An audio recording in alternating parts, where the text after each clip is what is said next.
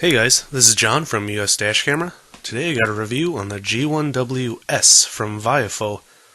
So now, you've probably seen the A119 or A119S and also the A118 from Viofo.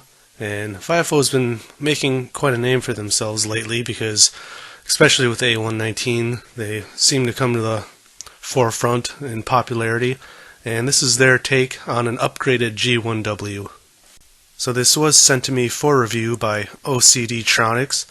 Now, that's run by John, who was formerly from Pier 28, so some of you might have heard of him if you post on the Dashcam Talk forums. He's pretty well known. So I'd like to thank him for sending this unit out for review. Now, the main difference between this or any of the other G1Ws is it does have a Sony image sensor. So that should give it a better night quality, and of course I'm going to do some comparisons with my older G1W. So besides the Sony IMX323 image sensor, it does have an f1.6 all-glass lens with a 145 degree field of view. Other than that, it's almost the same as the G1W-CB that I formerly reviewed. And this does support up to 64 gigabyte cards. So here's one of the mounts that comes with it, a 3M adhesive mount. It also comes with a handlebar mount, which can actually install onto your rear view mirror, and also a suction cup mount. So I think that's really awesome that it came with 3 different mounts. Now I feel obligated to point out that my suction cup mount was actually defective for some reason. You can see my other G1W hanging up in the window with a suction cup mount just fine, and my suction cup mount this time at night and earlier in the day fell a dozen times. Maybe more than that. So, I did contact John from OCD-tronics. He said in the 3 or so years he's been in business, there's only been a couple suction cup mounts go bad. And I believe him. I've used probably 50 dash cameras myself, a lot of them with suction cup mounts, and this is the first time I had one go bad. But, of course, John was happy to replace it. And I know with his history through Pier 28 and on Dashcam Talk, he provides great customer service, so if for the very small chance you get a bad part, I know he'll definitely make things right. But I do want to reiterate that I really like that it comes with 3 different mounts, because not only do you have an adhesive mount for your main car, you have the suction cup mount for a secondary car, and you could use this on a mirror even on a third car, so I think that's a pretty awesome value that it comes with all of these. Of course, it comes with a data cable, a mini USB power adapter, just like the original. Now the main difference from the front is it says Viofo. It still has the pointless light on the front, but other than that, it's got the standard mini HDMI on the side and the reset button. I like that this one comes with all black buttons. The previous black version, which I will compare in a sec, had silver buttons. Micro SD card slot on the side. Then up top we got the mode, power button, audio video out, and what's new on this one is a GPS input. So that's pretty cool that they added GPS, because that's actually what I would consider a significant upgrade. So let's take a look at the prior model I reviewed. Now this one I did add this CPL adapter, so this isn't something that you can just buy from the company. I did it myself. I'll provide a link down below in the description if you want to see how I did it. But as you can see, it looks pretty much the same, other than some of the buttons are silver on the old one. And up top you can see there is silver on the inside too. And you can see where the GPS is on the left, the new one. The old one had a hole there, but it was for nothing, so I always found that strange about the old models. So Viofo doesn't offer any of their own GPS software, but Registrator Viewer is really awesome and it's free, so provide a link down below. What's really cool about the map feature on the top right is, if say you had an accident, you can click on your GPS route where you want to go in your video. So if you know you were at a specific intersection, you can just click there on the map. Then you can zoom in and out of the picture while you're even watching it. So it's really cool software, and I think it's really awesome that they added GPS to the G1W now, finally, after all these years. So now let's take a look at some video samples.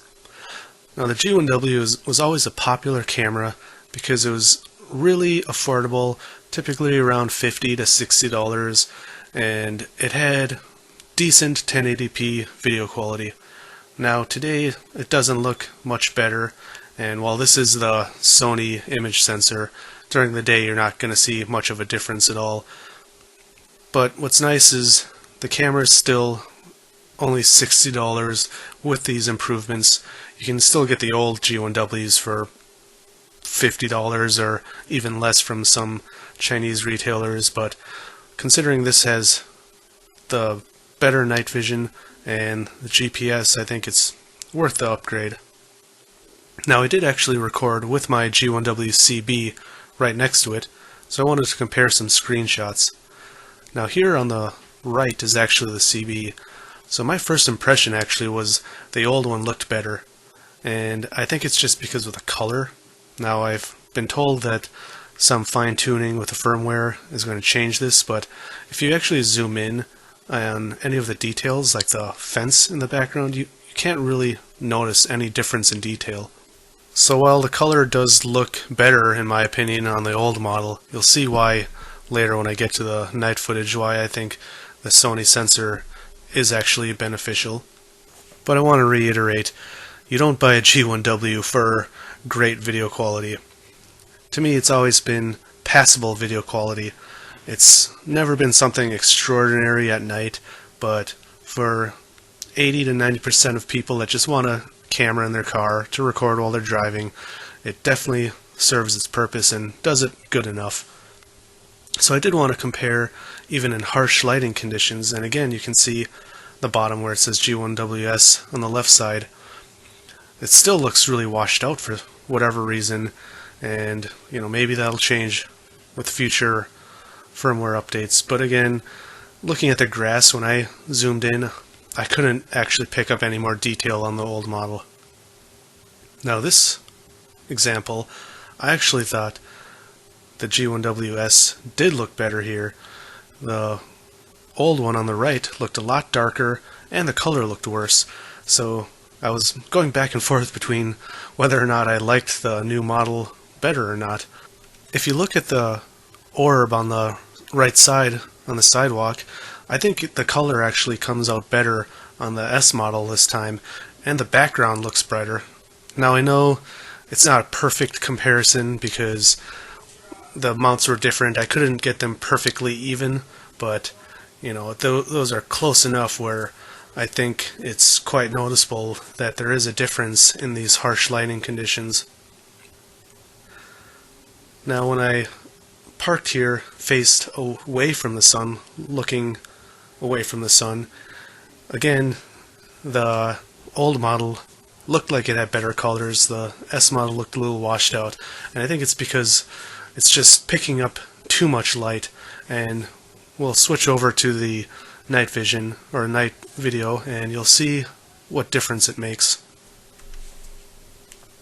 Now this stretch of road, I like to drive this a lot when testing cameras because it's a good place where there's a lot of light.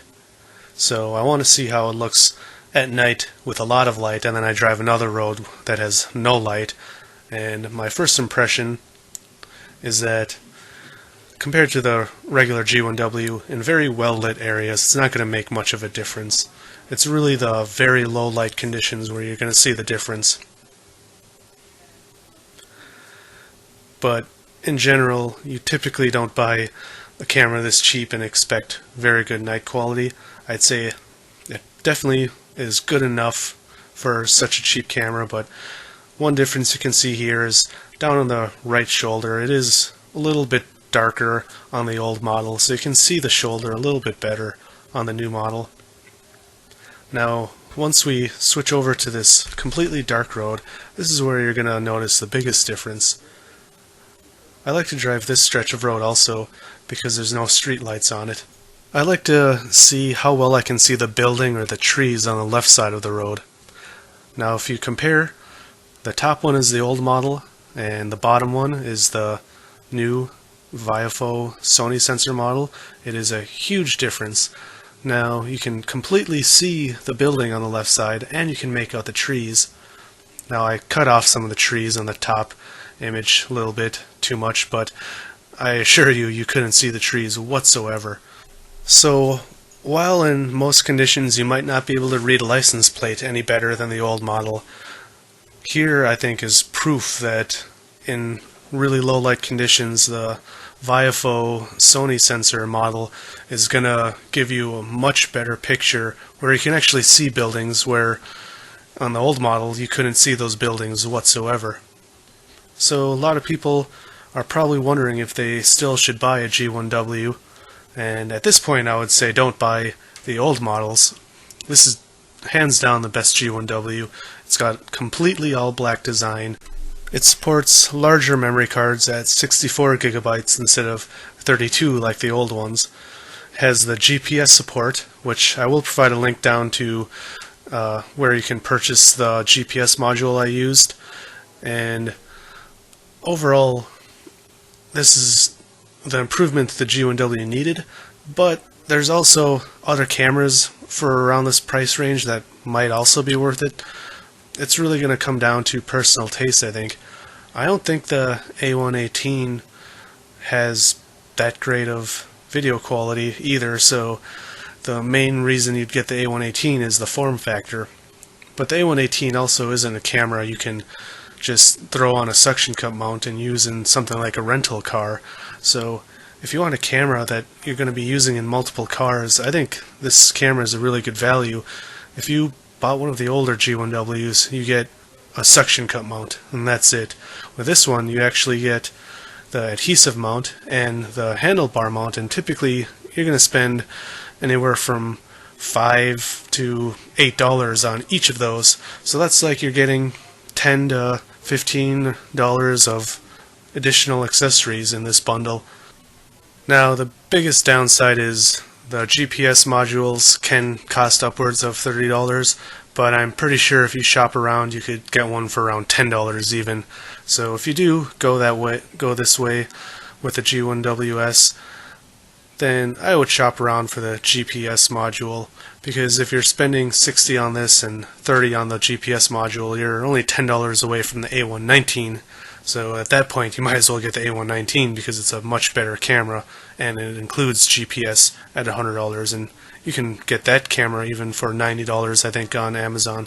So price wise, you know, you definitely got to shop around for the GPS module, but if you're looking for a camera that you want to use in multiple vehicles that has adequate video quality, decent 1080p 30 frame per second video with much better night quality than most other cheap cameras around this price range, I think this is a great option. So if you are interested in this camera, OCDtronics does actually sell through Amazon, so I'll provide a link down below if you're interested. And if you enjoyed this video or my other videos, I'd appreciate if you hit like and subscribe. As usual, drive safe, thanks for watching, and I'll see you next time.